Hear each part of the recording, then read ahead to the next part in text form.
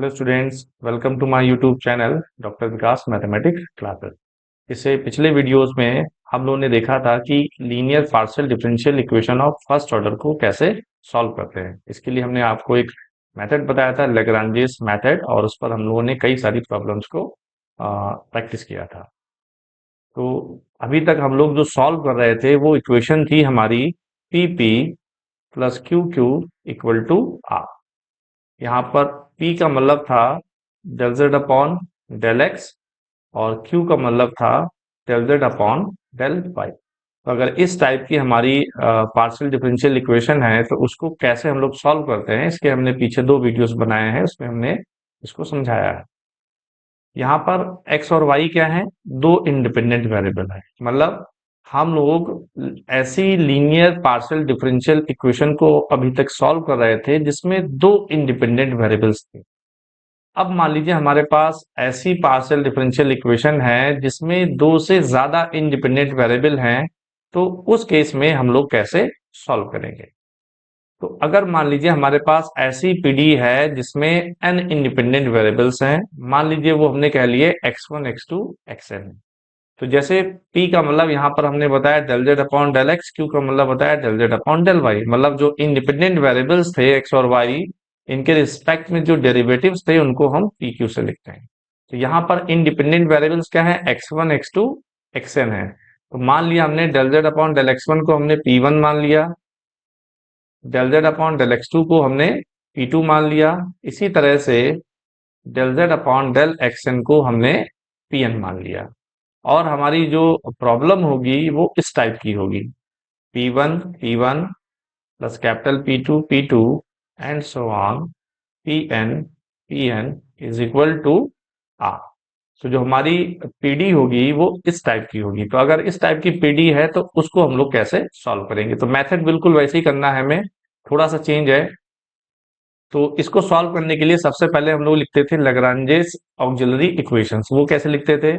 हो जाती थी जो भी इंडिपेंडेंट वेरिएबल है, इंडिपेंडेंट वेरिएबल एक्स और वाई थे, तो लिखते dx अपॉन कैपिटल पी, फिर dy अपॉन कैपिटल क्यू, मतलब जो क्यू के साथ होता था, dz अपॉन कैपिटल आर। इसी तरह से सबसे पहले हम इस इक्वेशन की ऑक्सिलरी इक्वेशन लिखेंगे। यहाँ पर ये जो कैपिटल P1 P2 Pn है, ये कुछ और नहीं, ये x1 x2 xn के फंक्शन होंगे। ठीक है, तो इसकी ऑक्सिलरी इक्वेशन क्या हो जाएंगी? इसकी ऑक्सिलरी इक्वेशन हो जाएंगी dx1 upon capital P1, dx2 upon capital P2 and so on dxn upon capital Pn is equal to dz upon capital are.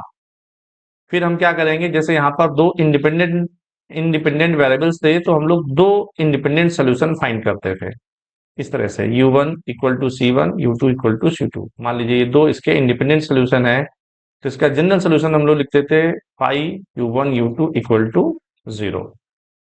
इसी तरह से यहाँ पर है, यहाँ पर हमारे पास कितने हैं? n इंडिपेंडेंट वेरिएबल्स हैं। तो जब n इंडिपेंडेंट वेरिएबल्स हैं तो मान लीजिए ये जो है हमारे पास क्या आ गए? n इंडिपेंडेंट इंटीग्रल्स आ गए। तो इसका जनरल सोल्यूशन क्या हो जाएगा? इसका जनरल सोल्यूशन भी बिल्कुल हम उसी तरह से लिख लेंगे। तो चलिए इस चीज को हम लोग एक एग्जाम्पल से समझते हैं। अब जैसे मान लीजिए हमारे पास क्वेश्चन है x2 x3 p1 plus x3 x1 p2 plus x1 x2 p3 plus x1 x2 x3 equal to 0। अब इस पीडी को सॉल्व करना है। तो यहां पर देखिए जो हमारे इंडिपेंडेंट वेरिएबल्स हैं वो दो से ज्यादा है। कौन कौन से हैं? एक x1 है, एक x2 है, एक x3 है। जब दो से ज्यादा इंडिपेंडेंट वेरिएबल होंगे तो हम लोग इस टाइप से ऑक्सिलरी इक्वेशंस को लिखेंगे और फिर सॉल्यूशंस निकालेंगे, और ऐसे हम लोग जनरल सॉल्यूशन लिखते हैं।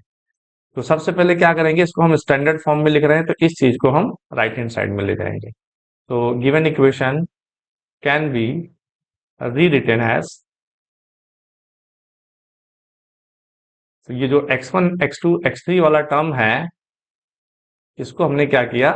राइट हैंड साइड में कर दिया। अब ऑक्सिलरी इक्वेशंस लिखेंगे। तो इसकी ऑक्सिलरी इक्वेशन क्या हो जाएंगी? dx1 अपॉन p1 का जो कोफिशिएंट है x2 x3 is equal to dx2, p2 का जो कोफिशिएंट है x3 x1 is equal to dx3 P3 का कोफिशिएंट क्या है, x1 x2 is equal to dz upon minus x1 x2 x3। ध्यान रखिएगा यहाँ पर independent variable x1 x2 x3 थे, तो हमने ये यूज किया। अगर कुछ और होंगे तो हम लोग कुछ और यूज कर लेंगे। अब हमें क्या करना है, यहाँ पर थ्री इंडिपेंडेंट वेरिएबल्स थे, इसका मतलब हमें थ्री इंडिपेंडेंट इंटीग्रल्स फाइंड करने हैं इन फोर फ्रैक्शन की हेल्प से। तो ज्यादातर स्टूडेंट्स को इसी में कंफ्यूजन होता है कि फोर हमें फ्रैक्शंस हैं, इनकी हेल्प से हमें थ्री इंडिपेंडेंट इंटीग्रल्स निकालने हैं। तो हमें क्या करना है, कोई भी दो फ्रैक्शन लेकर के सॉल्व करना है।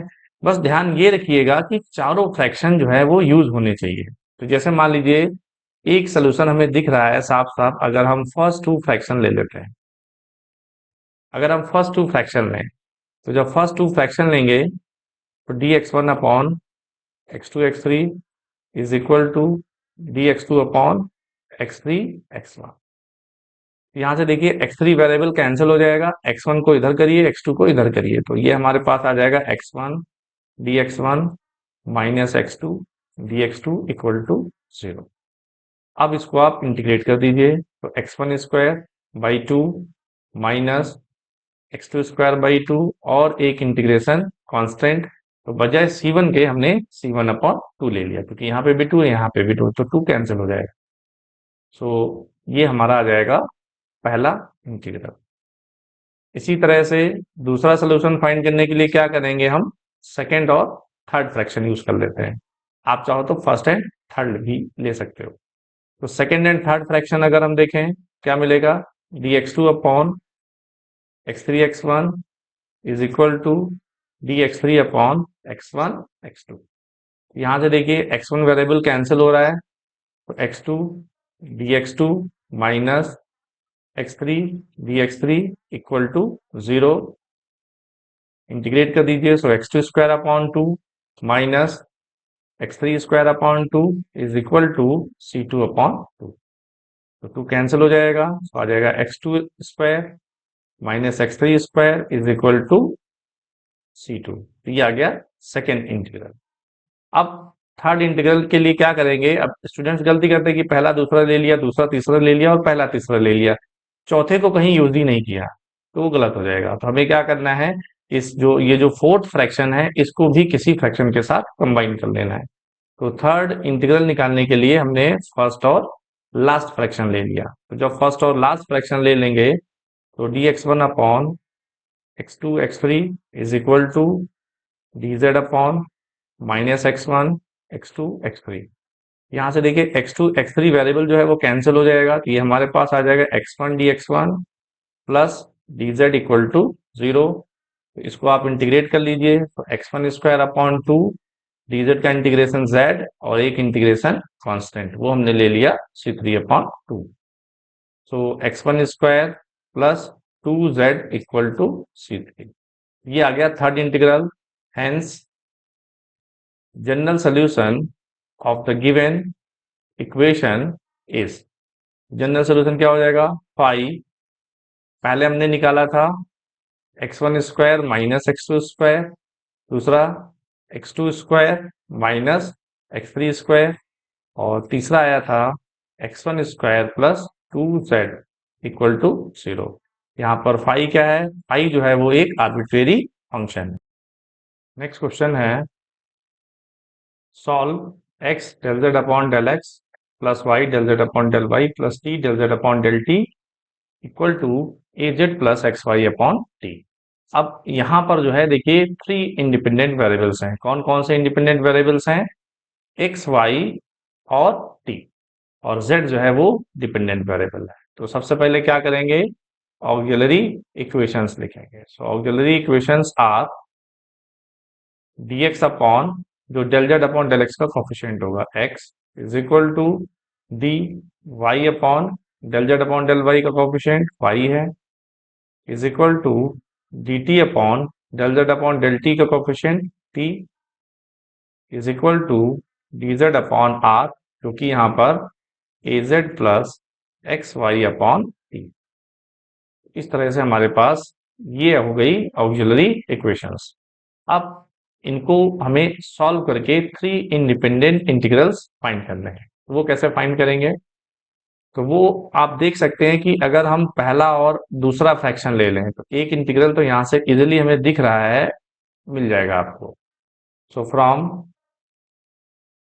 फर्स्ट एंड सेकेंड फ्रैक्शन, जब आप फर्स्ट और सेकेंड फ्रैक्शन को सॉल्व करेंगे एक इंटीग्रल आपको मिल जाएगा। उसको इंटीग्रेट कर लीजिए। log x minus log y is equal to, जो इंटीग्रेशन कांस्टेंट है वो भी हमने log c1 ले लिया।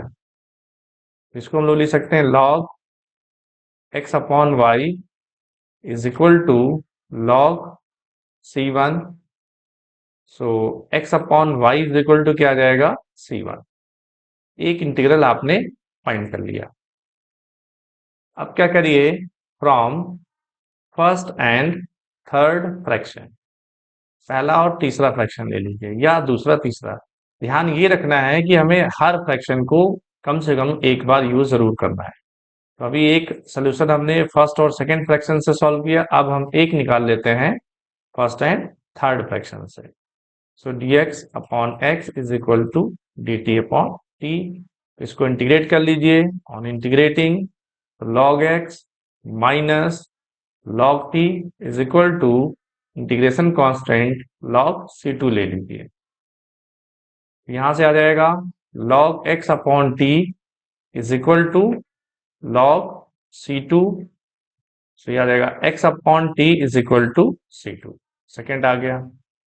तो दो इंटीग्रल्स हमने फाइंड कर लिए। अब एक हमें और फाइंड करना है। अब ज्यादातर स्टूडेंट्स गलती कर देते हैं, यहाँ पे क्या करेंगे, फर्स्ट और सेकेंड थर्ड लिया हमने, फर्स्ट और सेकेंड लिया तो वो सेकेंड और थर्ड लेके तीसरा निकाल लेते हैं।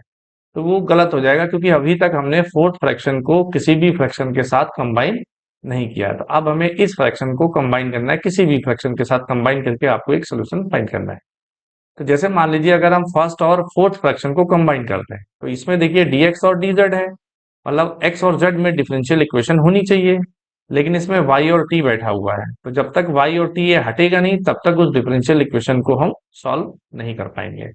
तो हम क्या कर रहे हैं, आप अगर देखें ध्यान से तो अगर हम मान लीजिए 3/2 कर दें, तो अगर हम 3 को 2 से डिवाइड कर देंगे तो हमें y अपॉन टी की वैल्यू मिल जाएगी c2/c1, और उस वैल्यू को हम यहाँ पर यूज कर लेंगे, फिर इसको हम 1 के साथ कंबाइन करके सोल्यूशन फाइंड कर सकते हैं।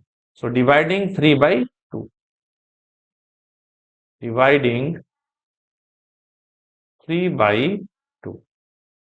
तो जब 3 को 2 से डिवाइड करेंगे तो हमें मिलेगा y upon t is equal to c2/c1। तो अभी तक कितनी क्वेश्चन पड़ गई? 3। तो इसको आप दे दीजिए 4। अब हम क्या करेंगे, फर्स्ट और फोर्थ फ्रैक्शन को कंबाइन करेंगे और वहां पर ये यूज करेंगे, from first and fourth fraction and using 4। क्या मिलेगा हमें देखिए, तो dx अपॉन x है is equal to dz upon az plus y upon t को हमने लिख दिया c2/c1। तो az प्लस c2/c1 और x पहले से। अब ये एक सिंपल सी डिफरेंशियल इक्वेशन है फर्स्ट ऑर्डर फर्स्ट डिग्री की, इसको हम सॉल्व करेंगे। So dz upon dx is equal to क्या हो जाएगा, az plus c2/c1 into x upon x. इसको आप ले सकते हैं a upon x z plus c2/c1। ये जो है एक लीनियर पार्शियल डिफरेंशियल इक्वेशन है। डिफरेंशियल इक्वेशन की हमने पूरी एक प्लेलिस्ट बनाई हुई है, जिनको डिफरेंशियल इक्वेशन में कोई भी प्रॉब्लम होती है तो उसमें जा करके वो देख सकते हैं। तो ये एक फर्स्ट ऑर्डर फर्स्ट डिग्री की लीनियर डिफरेंशियल इक्वेशन है। तो इसको हम लोग कैसे सॉल्व करेंगे, इसको सॉल्व करने के लिए हमें इसका इंटीग्रेटिंग फैक्टर निकालना होगा। तो सबसे पहले हम इक्वेशन को स्टैंडर्ड फॉर्म में लिख देते हैं। तो स्टैंडर्ड फॉर्म हो गई है, इसको इधर ले आइए और इसको इधर ही रखिए। इंटीग्रेटिंग फैक्टर इसका क्या हो जाएगा? इंटीग्रेटिंग फैक्टर हो जाएगा exponential integration minus a upon x D x. मैं यहाँ पे बता देता हूँ, अगर आपकी इक्वेशन देखिए इस फॉर्म में होती है d y by d x plus p y is equal to q. यहाँ पर ये जो p और q हैं वो इस x के फंक्शन होते हैं, या फिर ये कांस्टेंट भी हो सकते हैं। इस केस में इंटीग्रेटिंग फैक्टर होता है एक्सपोनेंशियल इंटीग्रेशन p dx। अब यहाँ पर आप देखें तो यहाँ पर y की जगह पर z वेरिएबल है, और जो कैपिटल P है वो हमारा क्या है? माइनस ए अपॉन एक्स है, और Q जो है वो हमारा C2 अपॉन C1 है। तो इंटीग्रेटिंग फैक्टर क्या आ जाएगा यहाँ पे? इसको आप इंटीग्रेट कर लीजिए, माइनस ए लॉग एक्स, या इसको आप लिख सकते हैं exponential log x to the power minus a, या फिर x to the power minus. ये आ गया इंटीग्रेटिंग फैक्टर। तो हेंस सोल्यूशन क्या हो जाएगा इक्वेशन 5 का? So solution of equation 5 is, तो y into integrating factor is equal to integration q into integrating factor dx plus c। ये होता है इस टाइप की डिफरेंशियल इक्वेशन का सोल्यूशन। तो यहाँ पर देखिए y की जगह क्या है? z है, तो सोल्यूशन क्या हो जाएगा? z इंटू इंटीग्रेटिंग फैक्टर जो कि आया है x की power minus a is equal to integration q कितना है यहाँ पर? q है C2 upon C1 into integrating factor dx, और प्लस एक इंटीग्रेशन कांस्टेंट वो हमने C3 ले लिया। So z x to the power minus a, तो C2 अपॉन C1 कांस्टेंट है, इसको बाहर कर दीजिए। x की पावर माइनस ए का इंटीग्रेशन क्या हो जाएगा? इसका इंटीग्रेशन हो जाएगा x की power 1 minus a upon 1 minus ए और प्लस C3। इस टर्म को आप इधर ले आइए, तो z x to the power minus a minus C2 upon C1, तो C2 अपॉन C1 हमारा y अपॉन t था, तो इसको हमने y अपॉन t लिख दिया। x to the power 1 minus a upon 1 minus a is equal to C3। इस तरह से ये थर्ड इंटीग्रल आ गया। हेंस जनरल सोल्यूशन क्या हो जाएगा? Hence general solution of given equation is 5। तो पहले हमने फाइंड किया था x अपॉन वाई, दूसरा आया था x upon t, x upon y, x upon t, और तीसरा आया है z x की power minus a minus y upon t x to the power 1 minus a on 1 minus a equal to 0। तो अगर आपको मेरा वीडियो पसंद आया हो तो मेरे वीडियो को लाइक करिए और मेरे चैनल को सब्सक्राइब करिए, ताकि आपको आने वाले वीडियोस मिलती रहे।